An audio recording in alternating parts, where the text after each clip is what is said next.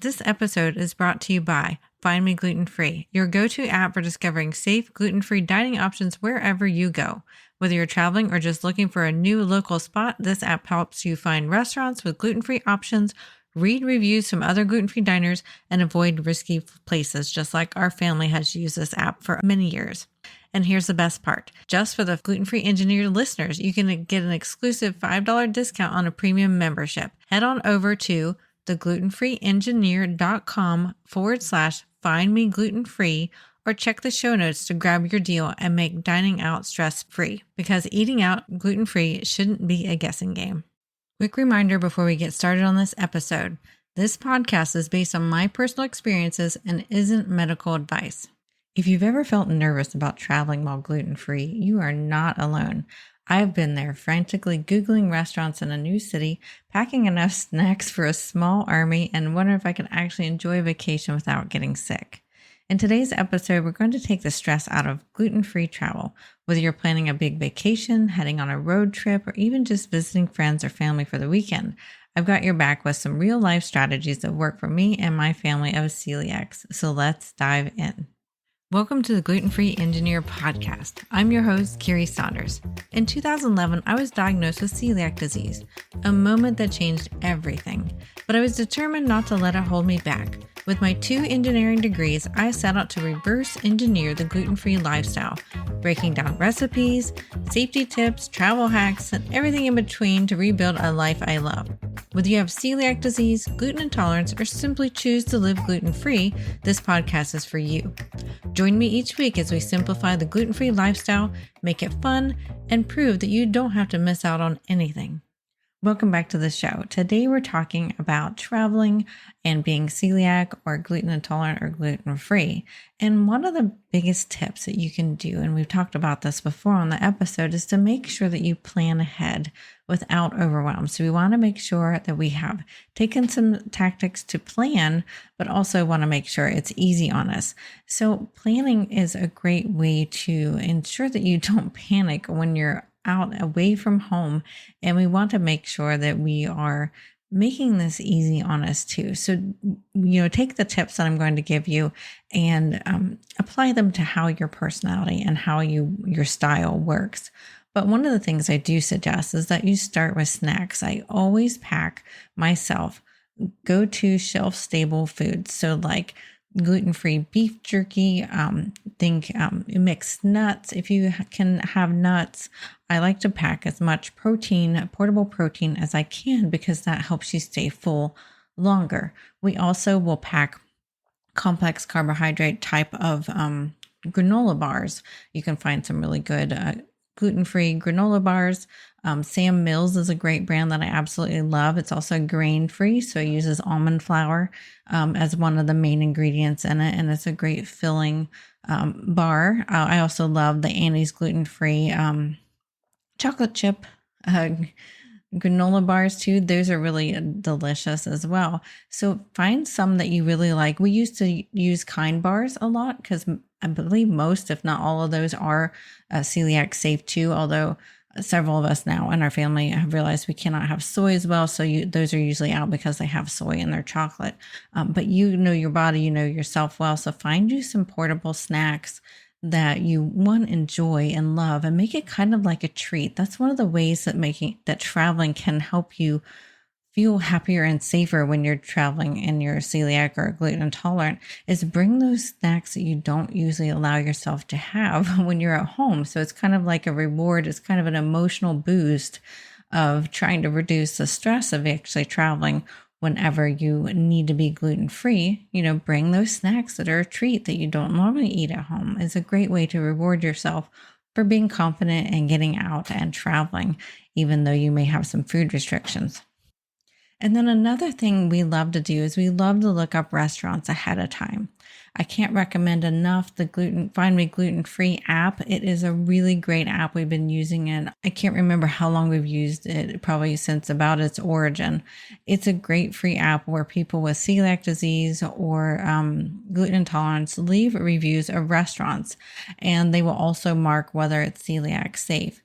And I have found my favorite restaurants when traveling from this app. And they also have a paid version of the app, which we will link to in our show notes, a coupon that you can get $5 off for your year. And it's actually very affordable. So we keep that up, and we have a family plan too.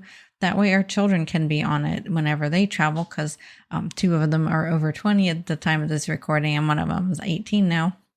So that lets them have the freedom to travel too on their own and, be confident and be self-sufficient. So look at restaurants ahead of time, make a list of the ones that are safe for you, the ones that you want to visit, and plan part of your vacation around it, because part of traveling, the great thing about it is getting to try these new places and new foods. And we want to make sure that you're doing that in a fun and safe manner, and planning ahead can really make that a lot more fun.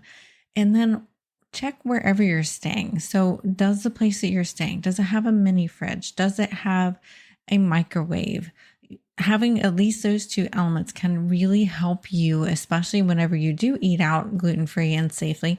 Store your leftovers so that you can have them as breakfast the next day, or a snack, or lunch. So making sure you have these basic amenities in wherever you're staying can really help you when you have a food intolerance and food issues like we do.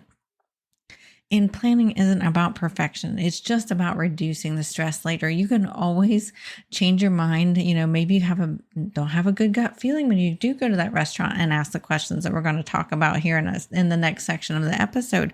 So, feel free to pivot if you need to. Have some extra options. This is something my husband has done for our kids since they were in sixth grade, because they would go on, I think it was sixth or seventh grade, they would go on a Washington, D.C., or actually, no, it was eighth grade. They would go on a Washington, D.C. trip with their eighth grade class. Well, having 3 celiacs, we had to really plan ahead, and they didn't generally take parents as volunteers to this. It was teachers. So we had to, one, inform the teachers, and then we also had to equip our children with the tools they needed to be able to travel safely. So this is a great way to help practice with your children if they're still in, school age years, to help them be able to be self-sufficient when as an adult, and deal with the constraints that they have with how they eat. So just make sure you give them options. If it's you on vacation, make sure you give yourself options, and go with your gut, like we like to talk about on the podcast, whether that's your heart gut or your stomach gut. If it's going to be safe for you or not. I feel like you get a good intuition on it over time. And then let's go into the how do we dine out safely on the road. So it's often one of the trickiest parts of traveling gluten-free, but it can definitely be done with confidence. We have traveled to several different places and found the best foods. Oh my goodness, the best foods. One that comes to mind is San Francisco. We found this one place that was gluten-free. 90% of the products there were gluten-free. The only thing that had some gluten in it was some of their ice cream flavors. But it was a place that had waffle sandwiches, gluten-free waffle sandwiches. And oh my goodness, it was so delicious. So it was like you would have a lunch sandwich, say a turkey and cheese sandwich, but waffles were your bread instead of bread. And it was so delicious. And we've, traveled to Maui and found some wonderful restaurants over there. New York City, just be ready to look at what the options are out there. There are some really great dedicated gluten-free options out there when you're traveling, especially to some of these big cities. Also, Washington, D.C., we found some of the best places to eat there as well. So when you go to these restaurants, have your gluten-free script ready. How do you ask, what is safer to eat? What words are you comfortable with? Usually what I say is I have a gluten allergy or celiac disease. Sometimes I use both words because some people understand a gluten allergy more than the word celiac disease. And so that really will click for them. And I will tell them I need my food to be gluten-free and safely prepared to avoid cross contact. And then if the server doesn't spark a light bulb and go, oh yes, I can help you with that. If she's not confident or he's not confident, I'll ask to talk to a manager, or many times they'll volunteer to have the manager or the chef come out and talk to me. So don't feel, that you're putting them off by doing that, or you're, making extra work for them. That's their job, to make you feel safe, make you eat safely. They deal with this with traditional food allergies as well. So don't feel like you're the oddball. If somebody comes to the restaurant with a peanut allergy, a dairy allergy, a wheat allergy, they're going to be doing these same things for them. So just because yours is, gluten, I feel like sometimes when it's a gluten problem, we feel like we're not as important as the ones with the true allergies. And really it's just a different type of importance. So make sure that you stand up for yourself and ask the questions you need to ask. And some of the other questions you need to ask about is the fryer.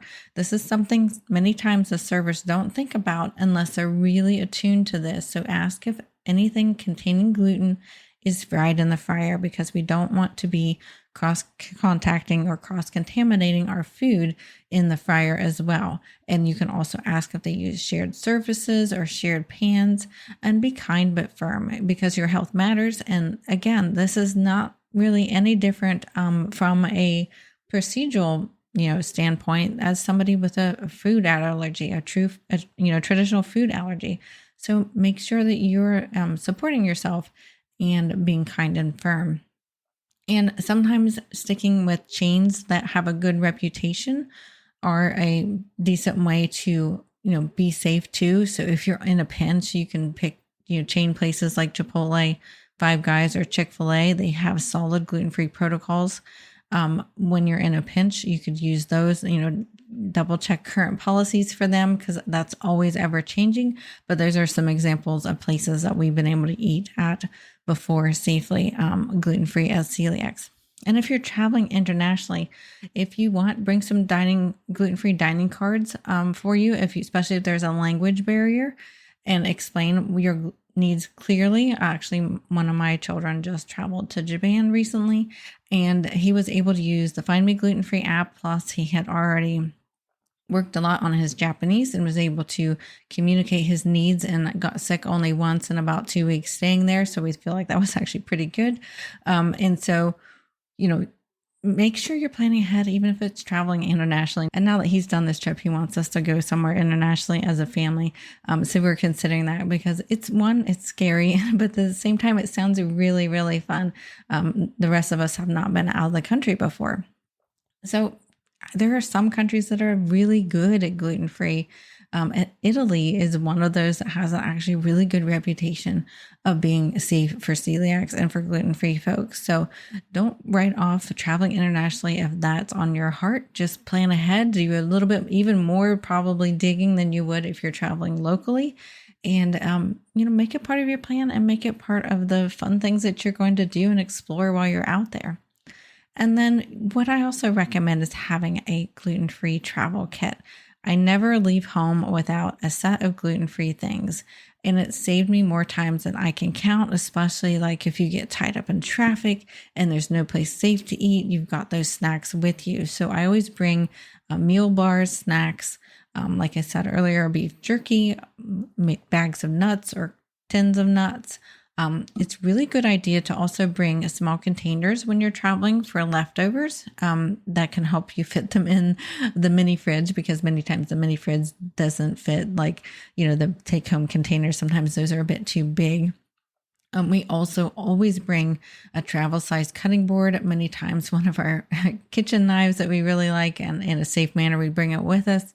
We'll also bring, especially if we're going to a condo, we'll bring a few pots and pans that we, from our house, so because we don't know whether they are using nonstick pans or not, so that way we're safe and don't get cross-contaminated there. We also bring enzyme supplements too with us in case we get glutened, or if we're at a restaurant that we're pretty confident at but aren't 100% confident at. And I hear that charcoal pills also are great, although we've never tried those ourselves. And I always have a list of gluten-free restaurants, like, we were prepping earlier in this episode, of places we feel like we're confident and we can go to. So you're going to want to have some of these things with you on your gluten-free travel kit. If you're flying on an airplane, prepackaged sealed things can be brought generally on your carry-on. I've not actually ever had a problem with that, other than one time I brought too many, so they wanted to thoroughly go through my bag because of the density of the items. But they were fine with the products I had, because I told them I had food problems and I couldn't just eat anywhere, so they were completely fine with it. So just bring what you know you need to give you peace of mind, and make sure that your trip is enjoyable. And then some real life travel tips from a celiac mom of three is I like to bring a cooler with safe meals, even for short drives sometimes. It just sometimes makes things easier. And honestly, I'm one of those people that just, when we get on the road, we go. Like, we don't stop for anything other than a bathroom break. We have the food in the car with us in coolers. We make our own sandwiches or whatever we're eating, or I might pre-bake, like I like to make pancake bites. This is actually a little side tip. So to make pancake bites, they're a really great way to bring breakfast with you. Just make pancake like you usually make it. Add in something, special like chocolate chips or a little bit of maple syrup and pre-cooked bacon or something like that. And then all you have to do is put that in muffin tins and bake them in the oven. You just prepare the pancake mix like you usually would until they're done. I think it's about 10 or 12 minutes. It's about muffin or cupcake timing. And you can pop those out and they're on the go. You can eat them at room temperature type of breakfast meal. So that's a quick tip for breakfast on the go in the car. Is make yourself some pancake bites. We've also done like little egg cups and put those in the cooler so that they're cold. Those are great things to put in for road trips. So I love to pack a cooler or multiple coolers with food for us. We go to Myrtle Beach just about every year. It's about an 8-hour drive now. It used to be more like 11. And I pack pretty much all the groceries we will need for down there. One, I don't want to have to be finding my favorite gluten-free items in a store, in a different state. And two, nobody wants to be shopping on their vacation. So I kind of look at it as a blessing, and that I'm going to shop when I'm at my house and bring the food with me so that I can save my time when I'm down, on vacation and not be bothered by taking an hour or two to go shopping. So it can save you time, and it's a great boost that you have all the products that you're used to and that you love and enjoy. And then for theme parks, we have many times gone to Universal Studios or to Disney World. We're going to be going soon to Zoombezi Bay, which is a water park here in Ohio. And we will look ahead on the website, see what type of coolers we can bring in, what type of food we can bring in, and plan ahead for that. And many times what we'll do is we'll rent a locker. We've done this many times down in Orlando at Universal Studios or Disney World, and rented a locker, put, pre-packed like lunch sandwiches for each of us, tailored to everybody's taste, different sandwich for each person, and some fruit and maybe some chips or something, and had a complete meal. And pack the cooler with ice packs and put it in a locker. And then we always come back to the locker at lunchtime. It's a great break. It's a great way to get away from the crowd and eat something safe and not worry about having stomach issues or not feeling good when you're at a theme park, because nobody wants to not feel good at a theme park, as I'm sure you can imagine. So look ahead on theme parks. You don't need to write those off. You can bring in, most of the time, like lunch size soft-sided coolers, and have your own food there. And all I do is tell them, we have celiac disease or we have food allergies. Many times I just use the word food allergies because that's just an easier way to get through, and they have no problem. They just look through our coolers, and then they let us go on our merry way. And then also for family visits, I've learned to gently educate extended family and offer to bring part or all of the meal. I try not to be rude at all. It's because it's not being rude. It's just being responsible for your own health, responsible for your children's health if your children are celiac like mine are. And, you just bring the things, and many times they want to eat your food. Actually, recently I brought some stuff, and like people were loving my gluten-free casserole that I had brought. We first got our food out, so there was no cross contact in the dish, and then other people enjoyed the dish. So, all the people can enjoy those things like that. And sometimes your first trip is the hardest. So don't beat yourself up if you've not done this very much. And if you feel like it's a pain and it's a lot to do, but the more you do it, the more confident you're going to be, the easier it's going to be. And honestly, I kind of look at it as a blessing. I save money when I go on trips because I'm not eating out as much. We have more family time because we're not eating out as much. And I'm healthier because I'm, deciding what I'm putting in my body, and I know what's in the ingredients that I purchase. So look at it towards, as a blessing as you get more used to this. So let's recap on our traveling. So first off, planning is your superpower. It is the best way to travel safely and with more fun. So pack your snacks, research your restaurants, and think ahead. What do you want to be doing and where do you want to be going? And eating out can be safe when you advocate for yourself or when you use a great app like Find Me Gluten-Free. And also having a little gluten-free kit can help make your trip 100 times less stressful. And you can even, many times what we will do is we will have a list that we make that we save, and we reuse it every time we go on a trip. These are the things we always bring with us on a trip: the cutting board, the knife, the pot and the pan that we like to bring with us, maybe the toaster we like to bring with us so we have a safe toaster. So, make a list and reuse it every time so you're not starting from scratch. And most importantly, you can travel gluten-free and enjoy your life while you're traveling. So just know that you can, and it gets easier over time if this is new to you. And just have faith that you're going to enjoy this and it's going to be great, because you will find what you expect. So, and I love to encourage you guys to have a really positive attitude about being celiac or being gluten-free for whatever reason that you are. You can bring joy to this. You can have a good time. And so just keep a light heart, learn from any mistakes you might have, and don't beat yourself up about it, but just do better next time and enjoy that trip, and don't be afraid to go. Thank you for listening to this episode of The Gluten-Free Engineer. If you found value in this story, please share it with someone who might need encouragement on their own gluten-free journey. For more tips, recipes, resources, and even links to my YouTube channel, head on over to theglutenfreeengineer.com. It's your one-stop hub to make gluten-free living simple, fun, and full of flavor. And don't forget to subscribe so you never miss out on an episode. And we will see you next week. The Gluten-Free Engineer podcast is for informational and entertainment purposes only. I share my personal experiences and stories about living with celiac disease and navigating a gluten-free lifestyle. This podcast does not provide medical advice. Always consult with a qualified healthcare professional for medical questions, concerns, or advice specific to your health. Before we continue, I want to invite you to join my free Facebook community, The Gluten-Free Engineer. It's a space where you can connect with others living gluten-free, ask questions, swap tips and recipes, and get support from people who truly get it. Whether you're newly diagnosed or a seasoned gluten-free pro, you'll feel right at home. Just search The Gluten-Free Engineer on Facebook or click the link in the show notes to join. All right, now back to the show.